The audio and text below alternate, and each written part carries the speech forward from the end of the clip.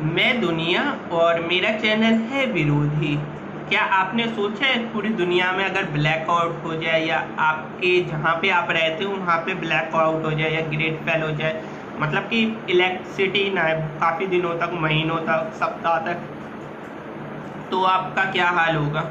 और फ्यूचर में हो सकता है, क्योंकि जो टेक्सास एरिया था अमेरिका में, 1 महीने से ज़्यादा वहाँ के लोगों की हालत इस तरीके से कर दी गई थी। लेकिन हम इन चीज़ों के बारे में खबर देखते हैं या सुनते हैं, निकाल देते हैं अपने मन से कि ऐसा वहाँ पे हुआ है, यहाँ पे तो नहीं हुआ। लेकिन क्या ऐसी परिस्थिति आपके एरिया की भी हो सकती है? आप जिस एरिया में रहते हो, शहर में हो जाए तो शहर में तो बिना बिजली के कल्पना ही नहीं की जा सकती, क्योंकि आज हम मोबाइल फ़ोन या लैपटॉप, या ये तो छोटी मोटी चीज़ हो गई, आपके घर में पानी नहीं आएगा अगर बिजली नहीं होगी। क्योंकि आज सबके घर में कहीं ना कहीं इलेक्ट्रिसिटी के कारण पानी आता है। पानी ख़त्म हो जाएगा, पानी नहीं आएगा, मोटर नहीं चलेगी, और जो एटीएम है, एटीएम बंद हो जाएंगे आपके पूरे एरिया के। तो आप एक समय के बाद पैसा एकदम ख़त्म, पैसे की वैल्यू ख़त्म, खाना नहीं मिलेगा, क्योंकि जितने भी ग्रोसरी स्टोर होंगे वो सारे के सारे कहीं ना कहीं एक वक्त के बाद उनमें अनाज मिलना ख़त्म हो जाएगा। तो फिर आपकी परिस्थिति क्या होगी? आपको बिल्कुल निर्भर बना दिया जाएगा, मतलब आप मरने की स्थिति में तो वैसे ही हो जाओगे। तो आपको अपनी वैल्यू पता चलेगी। इसलिए मैं कहता हूँ परिस्थितियों के अनुसार अपने आप को ढालने की कोशिश करें। अपने घर में बर्मा जरूर लगाएं, क्योंकि बर्मे वैसे लगा के छोड़ देना चाहिए, क्योंकि बर्मा एक ऐसा है कि पानी आपको हमेशा देगा, बिजली हो या ना हो। आप जब चाहो अपने आपको कहीं ना कहीं पुरानी चीज़ों के साथ जुड़ना पड़ेगा। आपको अनाज स्टोर करना पड़ेगा थोड़ा ज़्यादा मंथ के लिए, फूड, क्योंकि दो चीज़ें बहुत ज़रूरी है, पानी और खाना, उसके बाद शुद्ध हवा। तो अगर ये आपको मिल जाए तो आप सरवाइव कर सकते हो। और मैं खुद कहता हूँ कि आप अपना एक इकोसिस्टम बनाने की कोशिश करनी चाहिए, क्योंकि आज जो कुछ है वो कहीं ना कहीं कागज की करेंसी के कारण है, जो कि आगे ये खुद ही ने डिस्ट्रॉय करना चाहते हैं और डिजिटल करेंसी में लाना चाहते हैं। बहुत सारे देश स्टार्ट कर चुके हैं, डिजिटली आ चुके हैं, लेकिन अब इनका अल्टीमेट गोल है पूरी दुनिया में को डिजिटलाइजेशन करना, डिजिटल करेंसी करना। तो मैं ये बात 1 डेढ़ साल पहले से बता रहा था, और सारी बातें कहीं ना कहीं अब सच होने लग रही हैं कि मैंने इतना पहले बता दिया था। क्योंकि ये जो कुछ ड्रामा अभी रचा गया, इसका कारण यही था डिजिटल करेंसी लाना, और वो तो लगाना ही था, वो तो पहले मैं बता चुका हूँ, पहले से लगा चुके हैं। तो ये सारा काम है, क्योंकि पूरी दुनिया में अभी इनके बहुत सारे काम होने हैं। जैसे मैं बताता हूँ, अटैक कर सकते हैं, साइबर जिसे मैं बोलता हूँ। तो आपका एक तरीके से फिर उसके बाद ये नया सिस्टम लाएंगे, क्योंकि अभी G7 की मीटिंग हुई है, उसमें बात चल रही है कि न्यू वर्ल्ड वन हेल्थ की बात करी गई है। तो ऐसे ही एक टाइम आएगा जब, क्योंकि क्राइसिस के बाद, और 15% टैक्स लिया जाएगा, क्योंकि जो क्राइसिस हुआ है मतलब लोगों से ही। और उसका एक गोल और है जो मैं हमेशा बताता रहता हूँ, क्लाइमेट चेंज, जो इनका बहुत बड़ा इशू है। कैसे पृथ्वी का तापमान 2 सेंटीग्रेड इन्हें कम करना है, तो उसके लिए क्या क्या काम करेंगे। तो उसके लिए बहुत बड़ा, सारी दुनिया में एक साथ उसके लिए सोचो एलसी लगा देंगे, उसके लिए भी। तो इसकी इन्होंने तैयारी कर रखी है। इसके लिए में बहुत सारे ग्रुप शामिल है, माइक्रोसॉफ्ट हो गए, ओपन सोसाइटी फाउंडेशन, तो जो क्लाइमेट के इशू पे काम कर रहे हैं काफ़ी लंबे वक्त से। तो इसकी बैठकें होती है, लेकिन किसी को पता नहीं है, आखिर लोगों को दिखाया जाता है कि क्लाइमेट ये, क्लाइमेट वो है। और G7 की मीटिंग में आप सब देख सकते हो दुनिया को किस तरीके से बेवकूफ़ बनाया जाता है। पब्लिकली ये सबके सामने मास्क लगाते हैं वैसे बोलना नहीं चाहिए, लेकिन जब ये उधर कुछ फोटो आई है, वीडियो आई है, वहाँ पे इनमें से किसी ने किसी नियम का पालन नहीं किया। तो यूके की गवर्नमेंट के दम नहीं है क्या इनसे पेनल्टी ले सके, क्योंकि यूके में तो कल भी प्रोटेस्ट हुए हैं, हैशटैग चल रहे हैं उनके, इनफ इनफ।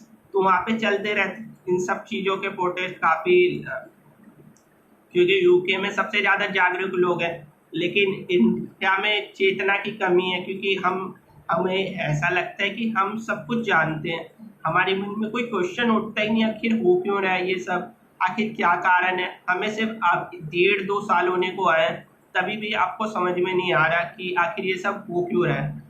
वो है कि हम जिन लोगों को फॉलो करते हैं वो सारे के सारे कहीं ना कहीं सच बोल नहीं सकते, सच दिखा नहीं सकते, सच बता नहीं सकते। तो ये बहुत बड़ा कारण है क्योंकि हम सोशल मीडिया आज कहीं ना कहीं इन सब की भी स्थिति हुई है एक तरीके से। कोई आज बॉलीवुड वालों को कोई फॉलो नहीं करता, चाहे खिलाड़ी हो चाहे कोई भी हो, सब मीडिया वीडिया सबको पता चल गया। पहले पॉलिटिशियन को गाली मिलती थी, आज सब कहीं ना कहीं उसी के एक अंग पात्र बन चुके, सबको एक ही घेरे में रख दिया गया है। क्योंकि इन लोगों ने आप सबको झूठ दिखाया, झूठ के प्रिकॉशन के बारे में बताते हैं, ये करो वो करो, एक बढ़ चढ़ कर जितना चाहे। अभी देखो कितने कम कर दिए इन्होंने, क्योंकि अभी टेस्ट कम कर रहे हैं। मैं कह रहा हूँ बढ़ा दो, फिर से आप बना देंगे जितनी चाहे, लेकिन इन्हें अभी फिर से बढ़ा देंगे तो लोगों का गुस्सा का सामना करना पड़ेगा।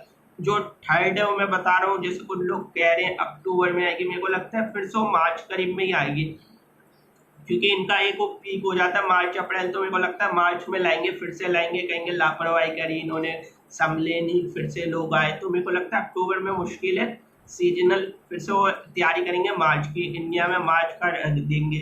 तो ये फिर से वही सब बनाएंगे, फिर से वही सब जो पहले से तैयारी है।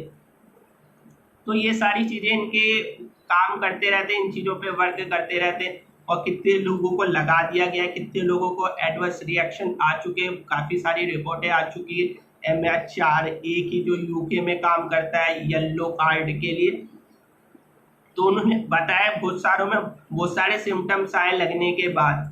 तो इसकी जवाबदेही क्या कंपनियां देंगी? जो कंपनियों के ऑनर है वो खुद अभी तक नहीं लगवाए, वो कह रहे हैं मैं फिट हूँ एकदम। तो ये वॉलेंट्री जो बता रहे हैं, ये एक तरीके से आपको आपकी सरकारें झूठ बोल रही हैं कि वॉलेंट्री है, अगर नहीं लगवाओगे तो आपको काम नहीं करने दिया जाएगा। और भविष्य में ऐसा होना है, जिन लोगों ने लगवाई है और जिन लोगों ने नहीं लगवाई, तो दो लोग बट जाएंगे आपस में, और कुछ नया फ्लू कुछ भी आया तो ये आपको एक तरीके से उसमें देखेंगे कि इन लोगों ने नहीं लगवाई तो इन्हीं के कारण हो रहा है। तो एक्चुअल में होगा उनके कारण, लेकिन लोगों को आपस में डिवाइड कर देंगे, दो टाइप के लोग हो जाएंगे, जिन्होंने लगवाई, जिन्होंने नहीं लगवाई।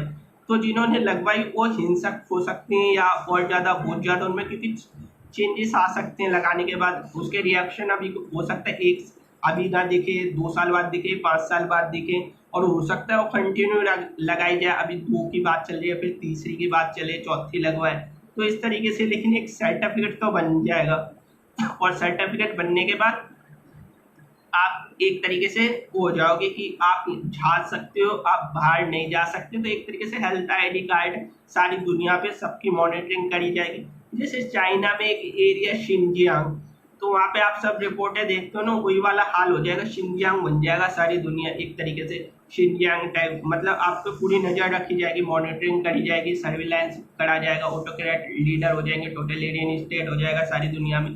तो इस तरीके से इन्हें बनाना मॉडल को, तो एक तरीके से आप अपनी बातें नहीं रख पाओगे फ्रीडम के साथ, जिसकी बात करते हैं हर कोई। तो इस तरीके से इन्होंने एक सिस्टम बनाना, और मेरे को लोगों से ज़्यादा हो रहता है क्योंकि लोगों के मन में क्वेश्चन नहीं आता आखिर ये सब हो क्या रहा है और मैं इस दुनिया में क्यों आया हूँ, आई एम।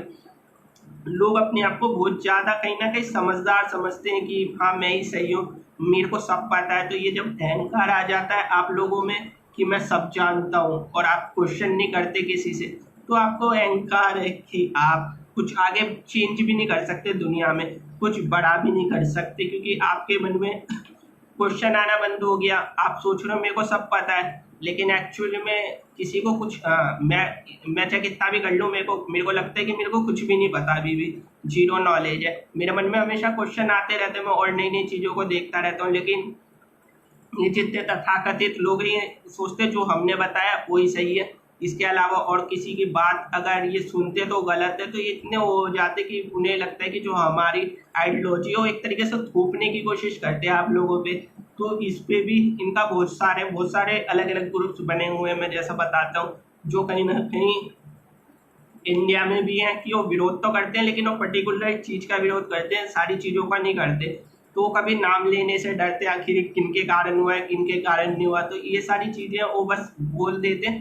तो ये सारे कारण है। और आप देखो नेपाल इजराइल के एक तरीके से न्यू आए हैं, उन्होंने प्राइम मिनिस्टर का पद भी संभाल लिया। अब देखो वहाँ पे क्या करेंगे ये कि, और जो बीवी है उन्होंने कहा है कि हम फिर से वापस आएंगे। लेकिन नेपाली जो है उनको लाए इसलिए गया, बनाए इसलिए गया क्योंकि वो एक तरीके से जो नींव है फिलिस्तीन को एक तरीके से खत्म करे या डिस्ट्रैक्ट करे, या वहाँ पे क्राइसिस लाए इजराइल में।